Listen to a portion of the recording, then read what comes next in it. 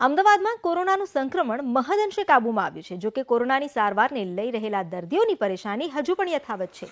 સારવારના સરકારે દર નક્કી કર્યા છતાં ખાનગી હોસ્પિટલ મન ફાવે તેમ ચાર્જ વસૂલી રહી છે। શહેરના અંબાવાડી વિસ્તારમાં રહેતા કીર્તિભાઈ શાહના પુત્રનો દાવો છે કે મણિનગરની ખાનગી હોસ્પિટલમાં સારવારમાં ખસેડાયા હતા, જ્યાં યોગ્ય સુવિધા ન મળી છતાં 2,37,000નું બિલ ફટકારાયું। કીર્તિભાઈના પુત્રનો એ પણ દાવો છે કે 4 ડિસેમ્બરે આરના સુપર સ્પેશિયાલિટી હોસ્પિટલમાં દાખલ કરવામાં આવ્યા ત્યારે તેમની પાસે 1 લાખ રૂપિયા એડવાન્સ લેવાયા। જો કે પહોંચમાં કોઈ પણ પ્રકારનો ઉલ્લેખ ન હતો, માત્ર કોરું બિલ આપવામાં આવ્યું તો ડિસ્ચાર્જ તારીખ ખોટી દર્શાવાઈ અને ઉંમર પણ ખોટી દર્શાવવાનો દાવો કરાયો છે। હાલ તો કીર્તિભાઈના પુત્રએ hospital and nursing home association અને કોર્પોરેશનમાં ફરિયાદ કરી છે।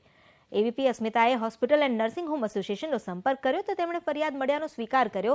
આવી 7થી વધુ ફરિયાદ મળી છે, જેમાં તપાસ બાદ હોસ્પિટલ સામે પગલાં ભરવાની ખાતરી આપવામાં આવી છે।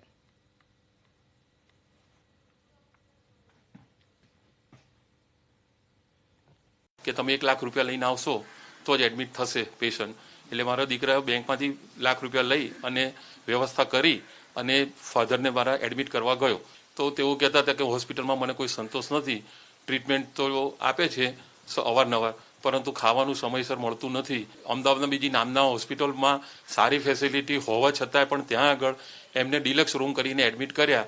એનો મને ફૂટેજ અને વિડીયો રેકોર્ડિંગ મને આપે કે જેથી અમે એક્સપ્લેન કરી શકીએ કે કઈ ટાઈપની ફેસિલિટી તમે મારા ફાધરને ત્યાં આપી છે।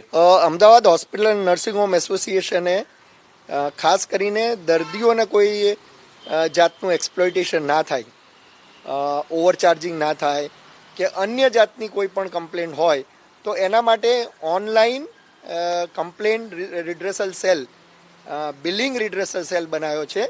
એટલે સીધા ઓનલાઈન જઈ પેશન્ટ ઓનલાઈન જઈને એની કમ્પ્લેન્સ ના ડિટેલ્સ આપશે, બિલ્સ ને બધી કોપી એ લોકો અપલોડ કરી શકે છે। તો જે તે હોસ્પિટલને ડિફરન્સ જે પણ ઓવરચાર્જ કર્યા છે એનો ડિફરન્સ વત્તા 10% પેનલ્ટી અમે કરશું અને એ પેશન્ટને આપવામાં આવશે।